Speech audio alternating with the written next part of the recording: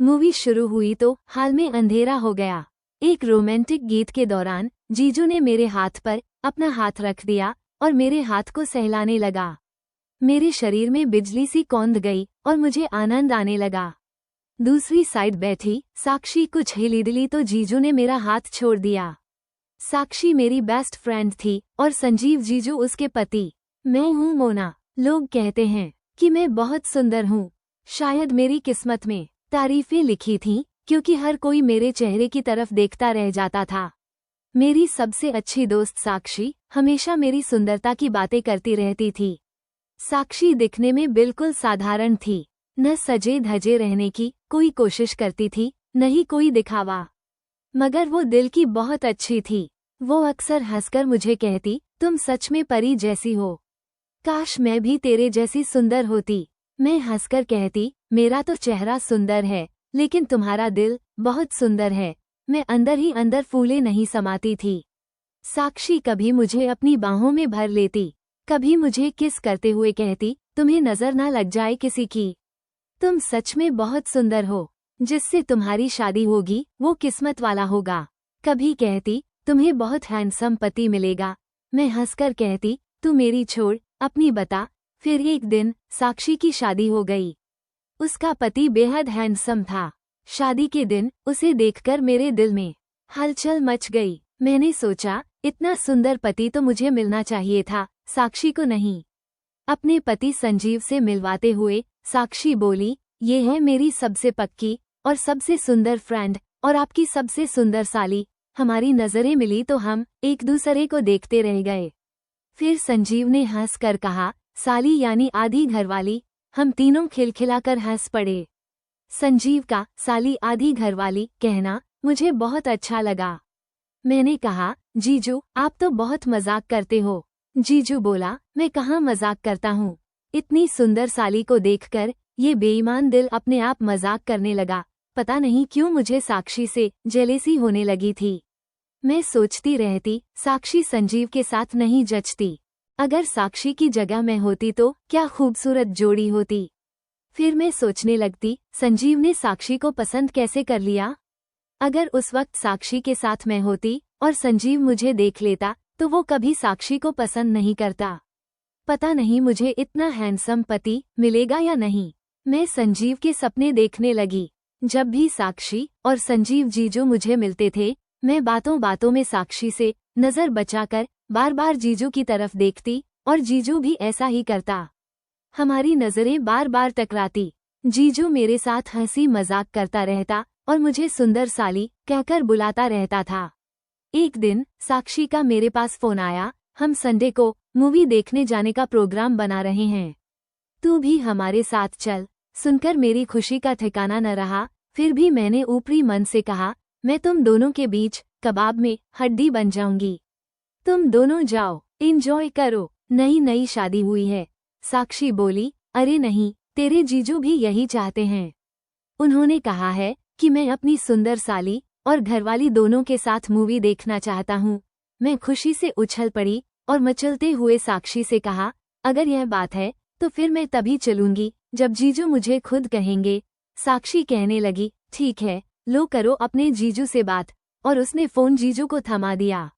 वो कहने लगा, साली साहिबा, हम वो सीन देखना चाहेंगे जब आपको मूवी हॉल में बैठी देखकर, आपकी खूबसूरती को देखकर पर्दे पर हीरो और हीरोइन अपने डायलॉग भूल जाएंगे। मैंने हंसते हुए कहा, बस करो जीजू, आप मेरा बहुत मजाक उड़ा रहे हो। जीजू ने कहा, हम मजाक नहीं उड़ा रहे, हम सच्ची तारीफ कर रहे हैं। अब तो चलने के लिए हाँ कह दीजिए। मैंने कहा, जब आप मेरी इतनी तारीफ कर रहे हैं तो मैं जाने से कैसे मना कर सकती हूँ। मूवी हॉल में जीजू और साक्षी एक साथ बैठ गए और मैं साक्षी की बगल में बैठ गई। जीजू बोला, साली जी आप वहाँ क्यों बैठ गई, आप मेरे पास इस साइड आकर बैठिए ना।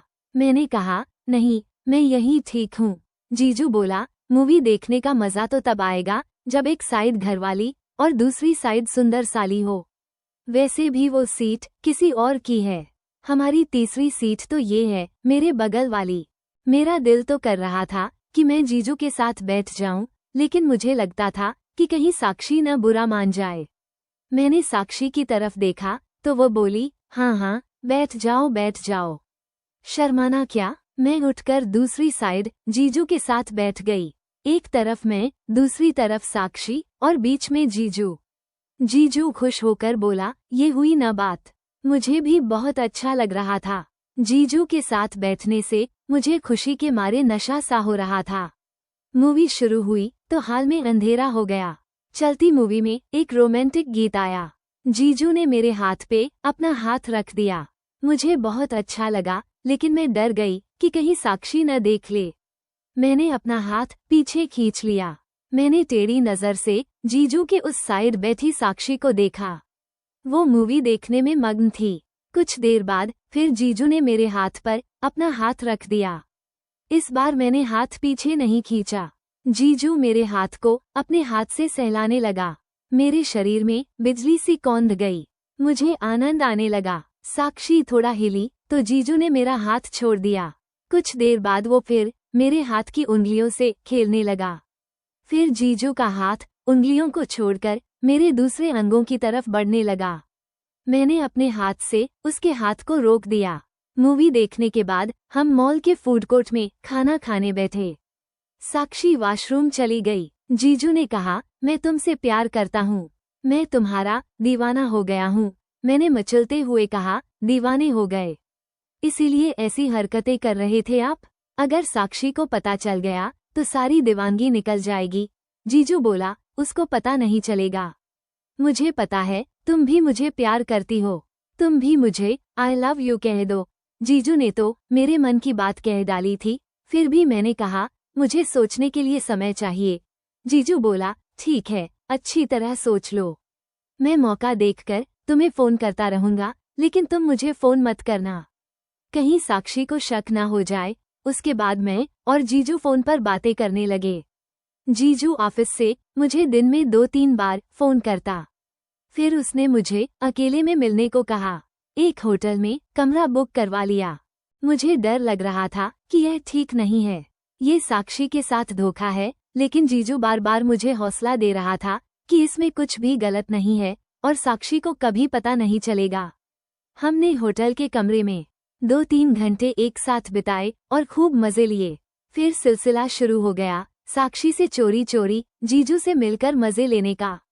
कई बार मुझे इस बात का डर सताने लगता कि यह चोरी कब तक चलेगी। एक दिन साक्षी को पता तो चल ही जाएगा। फिर उस दिन क्या होगा? मैं साक्षी से कैसे नजरें मिलाऊंगी? मैंने अपनी सबसे अच्छी दोस्त को धोखा दिया है। मुझे रात भर नींद नहीं आती थी। फिर मैं सोचती, इसके लिए मैं अकेली जिम्मेदार नहीं हूँ। साक्षी का पति संजीव भी उतना ही बड़ा कसूरवार है। आखिर जिसका डर था वही बात हो गई। कुछ महीने ही हुए थे कि जीजू ने मुझे कहा, लगता है साक्षी को हमारे प्रेम संबंधों के बारे में शक हो गया है। उसने बाहर कहीं हम दोनों को एक साथ देख लिया है। वो मेरे फोन में मेरी चैट और कॉल हिस्ट्री चेक करती रहती है। एक दिन मेरे पास साक्षी का फोन आया कि वो मुझसे मिलना चाहती है, एक बहुत जरूरी बात करनी है। ये सुनकर मैं थोड़ा सा घबरा गई।